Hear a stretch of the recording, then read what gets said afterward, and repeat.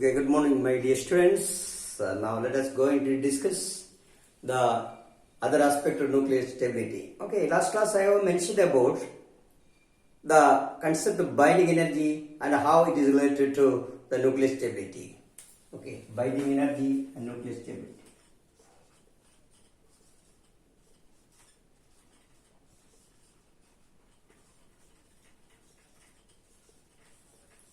That is greater the mass loss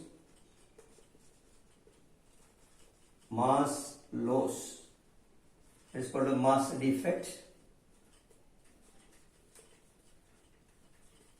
Greater will be the energy release. That is greater the binding energy and more stable the nucleus. This is a general concept for the binding energy. Okay. So greater the mass loss, greater will be the energy that is lost. So the greater the binding energy, more stable the nucleus. Because in order to break the nucleus, we have to apply an energy to the nucleus equal to the binding energy to destroy it. So greater the energy, greater will be the energy required, so more stable the nucleus. But actually, for comparing the stability of various nucleus, we are using a quantity called binding energy per nucleon for comparing the nuclear stability.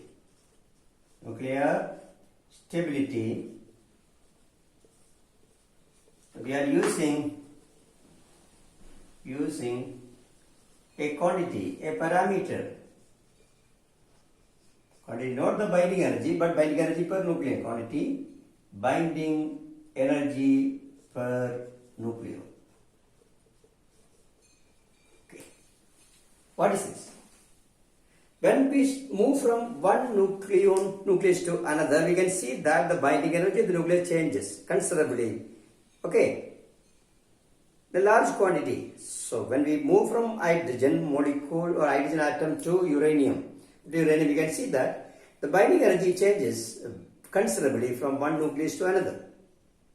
Yet, when you divide the binding energy of each nuclei with their mass number, then the result is almost a constant, that is an averaging occasion. That is the term, the binding energy per nucleon, the ratio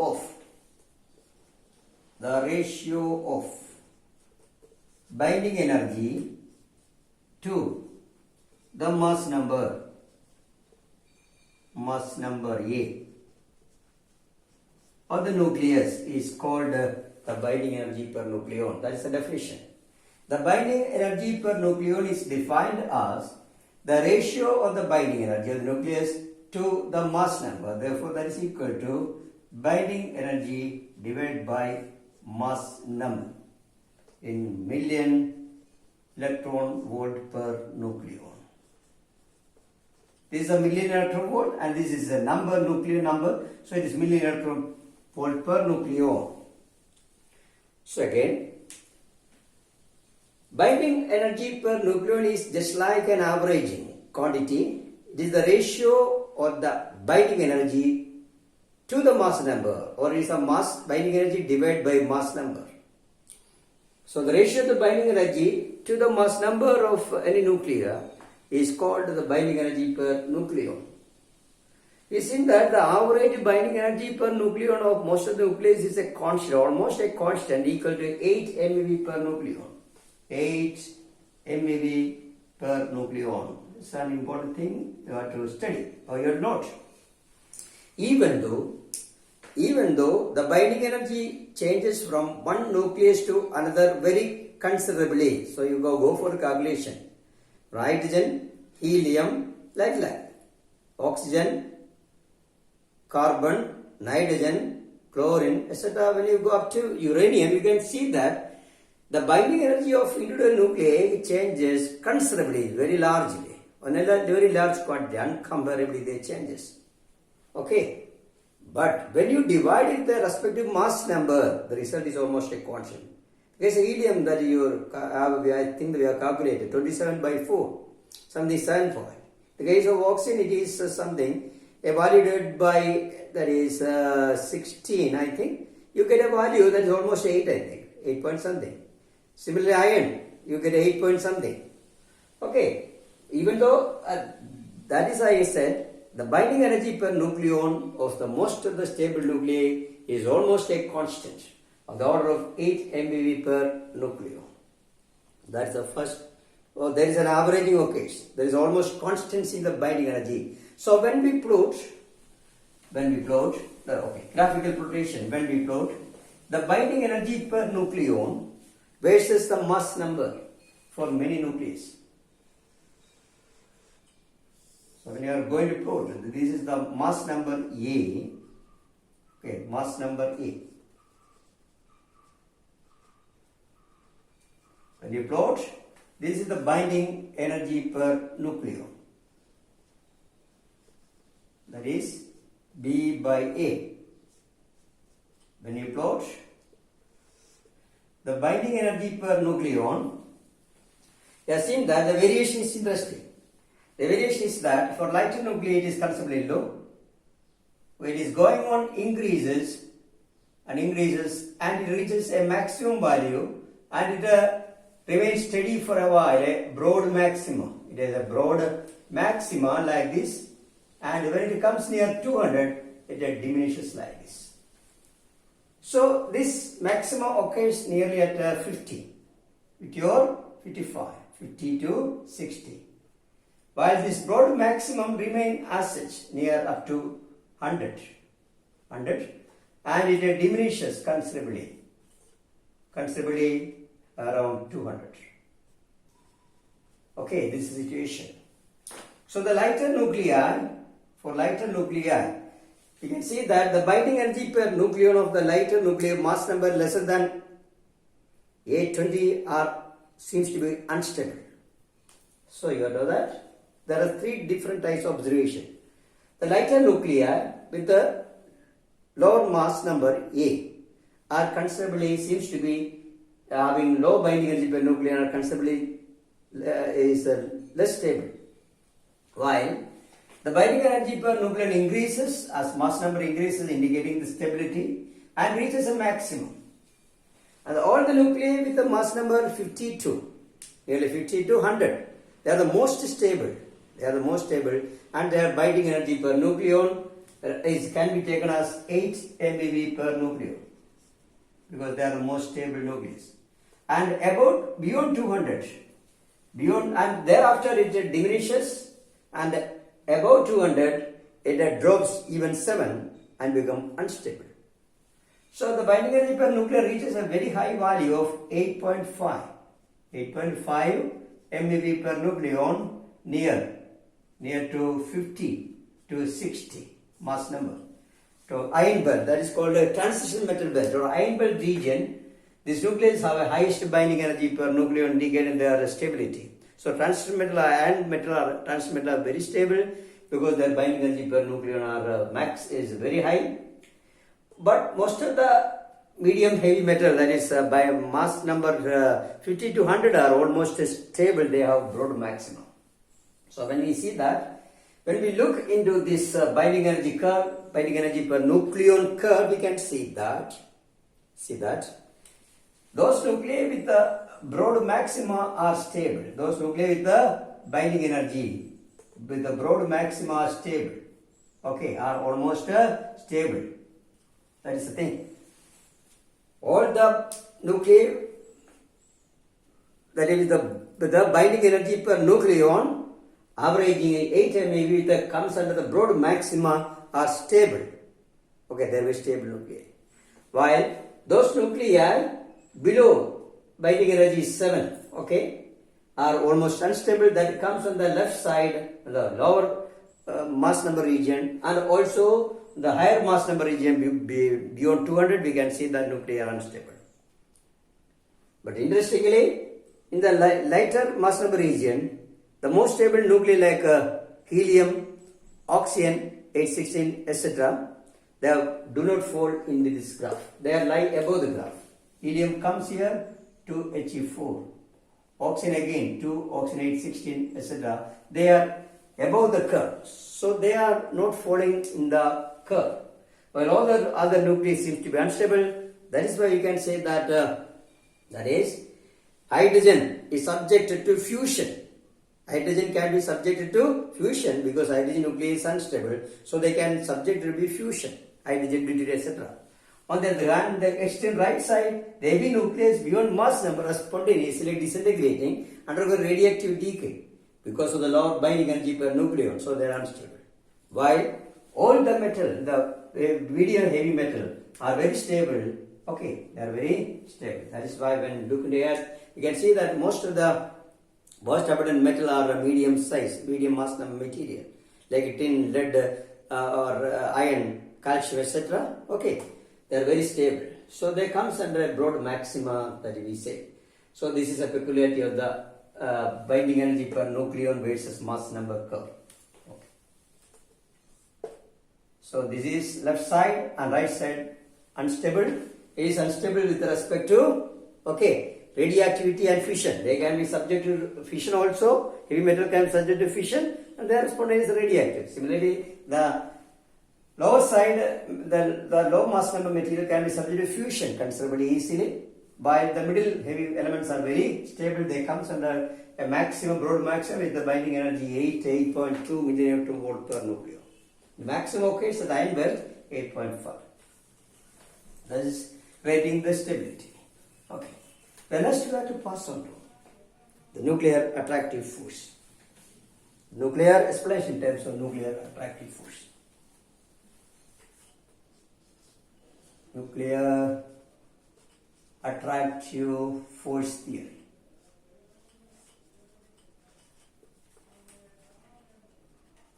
That is, it was believed that there exists within the nucleus very tremendous strong attractive forces between any three nucleon particles. That's the first postulate. The postulate says that according to this theory, it has speculated that the nucleon are lying within a very small volume, within a small volume of 10 raised to minus 45 meter or meter cube. Okay, within a volume of 10 raised to minus 45 meter cube. Okay, within this small volume, assuming the nucleus to be spherical, we can say that the nucleon particle, that is proton and neutron, are kept bind together, kept inside this small volume. It is speculated that, so within this small volume, of the radius of the lesser than 10 raised to minus 15, or the order of 10 raised to minus 15 meter. Radius is on the order of 10 raised to minus 15 meter, that is called Fermi. So the nuclear radius of the order of 10 raised to minus 15 meter Fermi order, and the volume is 10 raised to minus 45 meter cube. So within this small distance or volume, the nuclear particles are kept, and it is speculated that there exists a very strong, tremendous nuclear attractive forces between any nuclear particle. That is, there are three types of attractive forces exist between the nucleon. Okay, three types. There are three types of attractive forces. Okay, there are three types. Three types of attractive forces are operating within this nucleon of this molecule. One is neutron proton attraction. Okay, I can easily. And second is neutron attraction. And third is PP proton attraction. Okay, in spite of the PP repulsion. Okay, and remember, there is a PP proton attraction in spite of the PP repulsion, and all these attractive forces are peculiar in that they are of short range character. One, all the three attractive forces are of short range only, and they can operate only within 0.1 Fermi. 0.1 Fermi. Beyond that, it vanishes. So they operate within the nucleus only. They cannot operate beyond the nucleus. They are actually vanishes near the periphery. Okay, the nuclear attractive forces vanishes in the periphery of the nucleus. They are operating only within the nucleus. That is why we say they are short range forces operating within 0.1 Fermi. That is, a particular proton can attract only the neighboring proton, beyond which it cannot. Okay. Similarly, a particular neutron can attract the neighboring neutron only. Similarly, a particular proton can attract a neighboring proton only. That is why I say it is short range. But your long range attractive force, electrostatic force, gravitational force all are long range attractive. They consider long range. They can act for a longer distance. But here it is only short range. Okay. The second thing is that the nature of the attractive force, they are charge independent. They are all alike. Second category is that all the three attractive forces are alike. They are alike. And they are charge independent.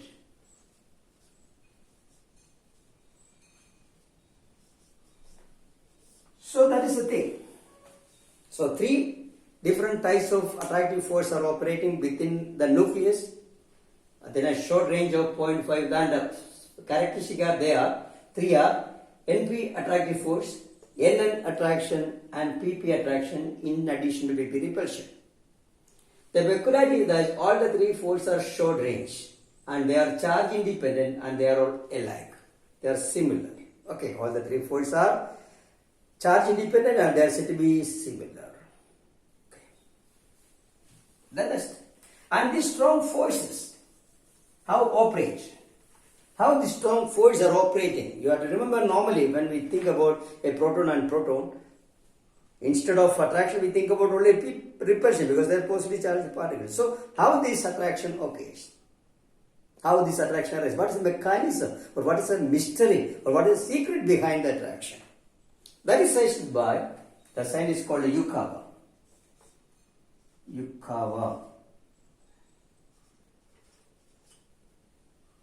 The scientist called Japan scientist called Yukawa, I think in 1956 or 25, etc. Okay, you don't bother about this year. You can look into the textbook for the year. There is a Japanese scientist called Yukawa predicted a theory. He suggests a theory called meson field theory. Meson field theory. Well, that is famous meson field theory. According to this meson field theory, he suggested that there exists a field massive particle called meson, pi meson, within the nucleus. And this pi meson, that is a field massive particle, that has a mass approximately 270 times that of the electron. So, according to meson field theory predicted by Yukawa, he says that there exists a massive field particle that it can act as a massive particle, at the same time it can as a field particle. Okay. There exists a massive field particle called pi meson. Massive field particle. Why it is called a field? Because it can exchange. Field particle. Called here pi meson. Okay, it is convenient to represent this pi. There are two different types of meson, pi meson and mu meson. Okay, it's better it is considered this as pi meson. It is easy to represent. To explain the mechanism, you consider the pi meson. So, Yukawa predicted that there exists a massive field particle called pi meson, and this pi meson are oscillating between any two nucleon within a time of 10⁻⁻⁹ seconds. Okay. That is, this pi nucleon, this pi meson can oscillate. This pi meson can oscillate between any two nuclear particle. Any two nuclear particle. Or they are exchanged. These nuclear particles are actually exchanged. Okay, this pi meson can oscillate between any two nucleon particle, that is with this, they are actually assumed that this pi meson are assumed to exchange between neutron and neutron, neutron and proton, proton and proton. That's the situation. That is the actual situation happening in the nucleus. So, Yukawa predicted the existence of a massive fluid particle called pi meson within the nucleus, and it is speculated assumed that this pi meson are exchanging between, or they are actually oscillating between the any nuclear particle, any two nuclear particle within a time of 10 raised to minus 9 seconds. This oscillation or exchange give rise to the attractive forces. Okay, this oscillation or exchange, this oscillation or exchange give rise to the attraction, strong attraction force, and thus stability to the nucleus. That's the fact you have to understand. Since the particles are oscillated between any nucleon, between any two nucleon within a time of 10 raised to minus 9 seconds, these nucleon particles are packed together, assembled together with a strong attractive force without any breakage. That is why, how we have to see that? He predicted that there are three different types of pi meson are there. Three pi meson. That is positive pi meson, negative pi meson, and neutral pi meson. Okay. There are three pi mesons are there. Positive pi meson, negative pi meson, and neutral pi meson. The attraction between neutron, proton and neutron. The attraction between proton and neutron. This is the proton, this is the neutron. Okay. The attraction between proton can attract neutron by the exchange of positive pion. Exchange of positive pion. And as a result, it is converted to neutron is converted to proton.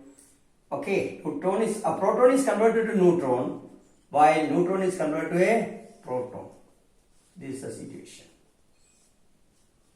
Okay. So remember, a proton can attract neutron because of the transference or oscillation or exchange of positive pion. And as a result, proton is converted to neutron and neutron is converted to proton. While a neutron can attract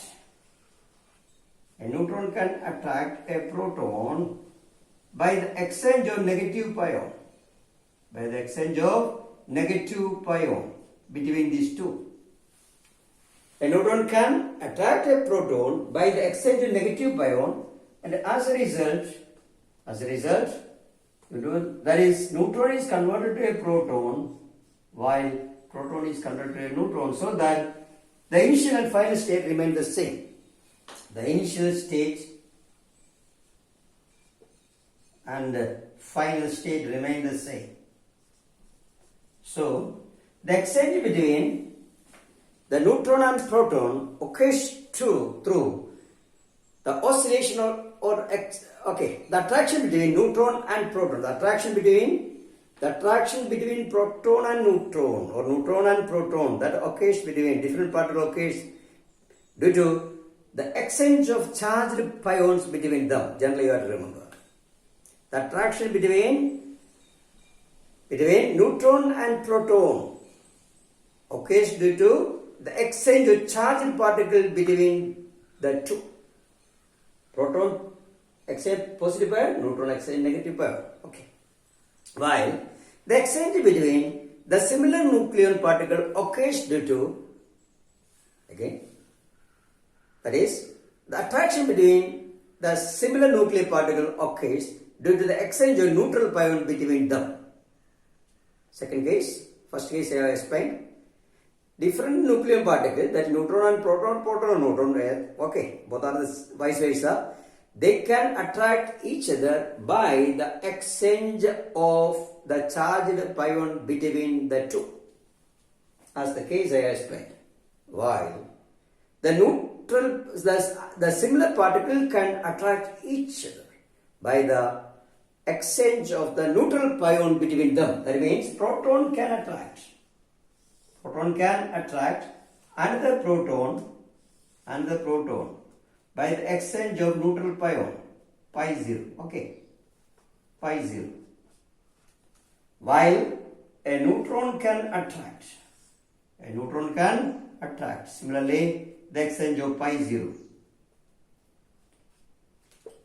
So the attraction between the identical nuclear particle occurs due to the exchange of neutral pion between them, while the different particle, their attractions due to the exchange of charged particle. Then thus, because of the exchange of the field particle, they can always anchor it together. Due to the attraction and thus become stable. That's the situation. And you remember the almost constant density of the nucleus is due to the fact that the average binding energy per nucleon is almost a constant. And this is arranged due to the fact that all the three forces in the operating into the nucleus are of identical character and of saturation character, they are short range. This nuclear attractive force is with saturation character, they are short range attractive forces and they are similar, and this also gives rise to the fact that the nuclear density and average binding energy per nucleon is almost a constant. That's all. Just I wish to going to discuss about finally the nuclear fluid model or nuclear liquid drop model. Liquid drop model of the nucleus.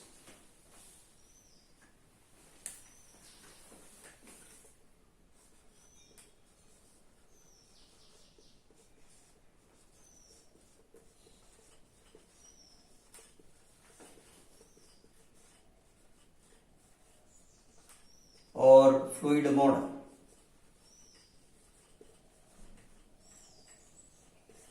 Suggested by Bohr and Wheeler.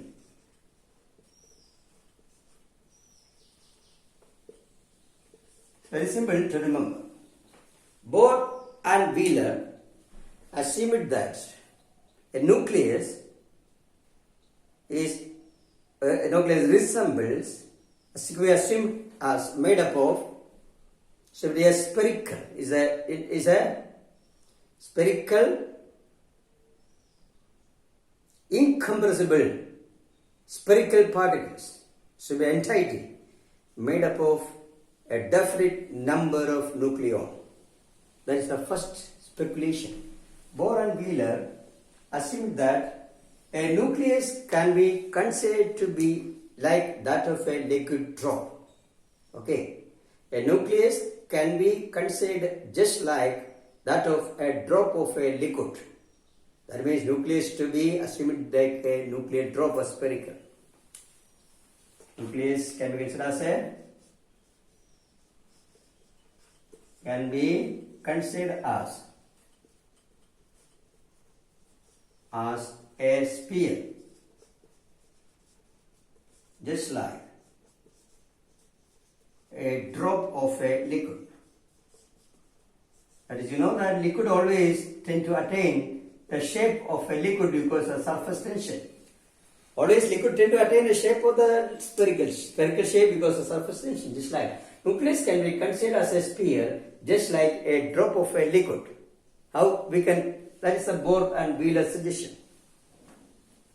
Just like a liquid drop is made up of, a spherical liquid drop is made up of, is homogeneous and incompressible and made up of different number of molecules, it is assumed that nucleus can be considered as a spherical, incompressible,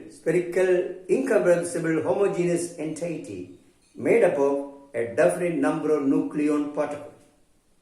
Okay. Now we can compare this.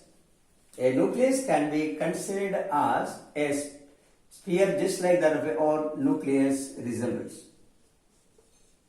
Nucleus resembles a liquid drop. A liquid drop in many of its properties. A nucleus can be considered as sphere just like that of a liquid drop. A nucleus resembles a liquid drop in many of the properties as cited by Bohr and Wheeler, and we can consider this aspect one by one. It's better I hope that is a comparison we can consider. This is a liquid drop. This is a nuclear drop.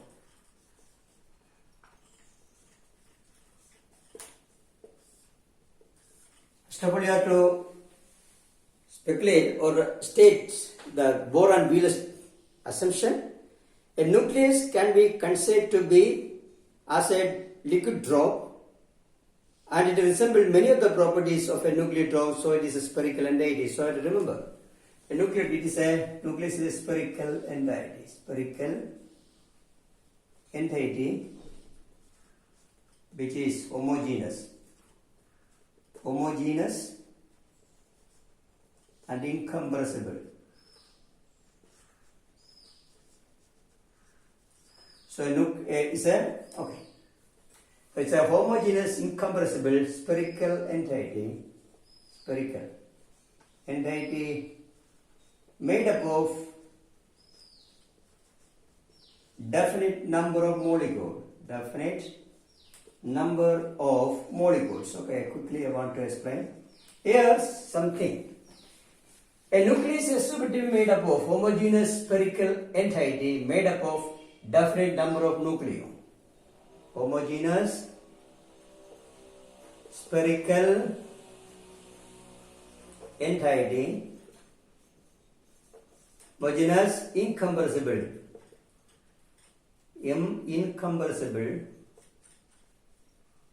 spherical entity made up of definite number of nucleons. So again I say a nucleus can be considered as a spherical, homogeneous, incompressible entity made up of a definite number of nucleons, just like a molecule is made up of a definite number of molecules. Okay. Nucleus is assumed to be consists of there exists attractive forces called molecular attractive forces, and the molecular attractive forces are proportional to the number of molecules present. Okay, number of molecules present, and is almost constant. Attractive force. Okay, I will come to that aspect. 2. Surface tension. Just like a liquid process surface tension, which is proportional to the surface area. Just like a liquid process surface tension, which is proportional to surface area, a nucleus also process surface tension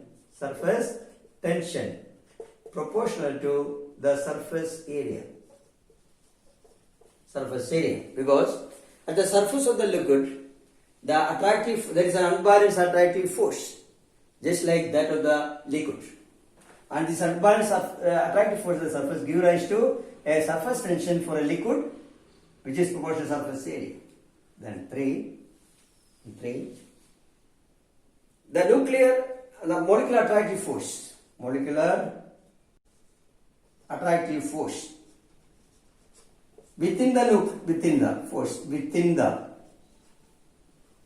the liquid drop are identical, same. Okay. The attractive force within the nuclear drop are identical, just like the molecular nuclear attractive force are identical. Nuclear attractive force. That is 3 attractive Nn, Np and Pp attractive force are same or identical. So it's ideal, just like an ideal liquid drop.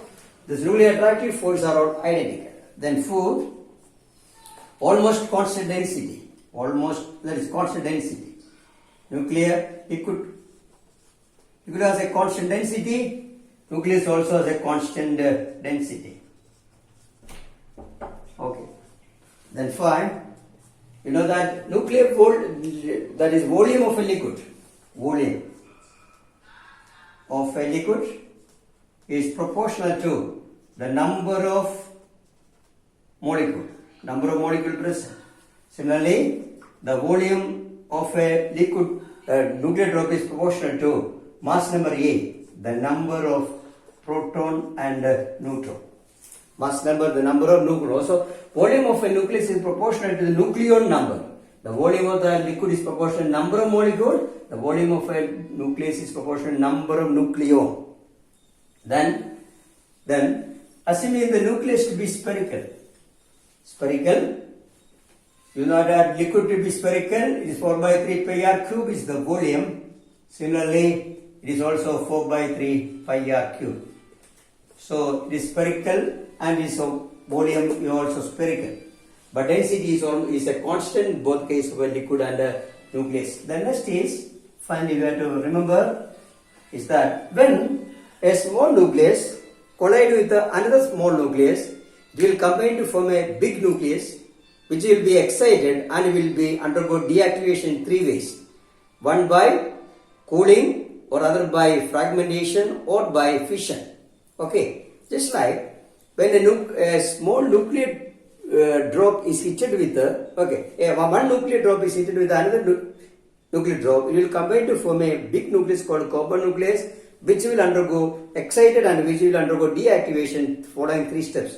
One is by emission of radiation called gamma emission, that is cooling, and in other cases by the evaporation of the molecule, just like a liquid, it evaporation of the nucleon from the surface, that is called nucleon emission, and or either by the fragmentation division, that is called the nuclear fission.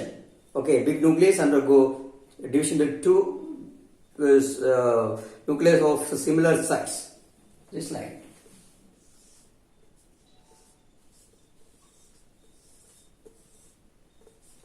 undergo fission. This is fission. Or it will undergo radiation, the excitation energy. Okay, one nucleus when hit with another nucleus, when a small nucleus hit with another heavy nucleus, it will combine together to form a compound nucleus, a big nucleus, compound nucleus, which is highly excited. This excited nucleus can undergo deactivation in 3 steps. One is by emission of gamma radiation, it is just like cooling of a liquid, heated drop, big drop. Or by the emission of particle, molecule in the vapor state, that will be evaporation. Here it emit nuclear particle. And more smaller than small nuclear particles are emitted. That is called evaporation, nucleon evaporation. And finally, by the division of the nucleus, or that is called fission. Okay. So you go through the test for the comparison. Nuclear model, liquid model or fluid model of the nucleus. A nucleus always behaves just like a drop of a liquid. Okay. Thank you very much.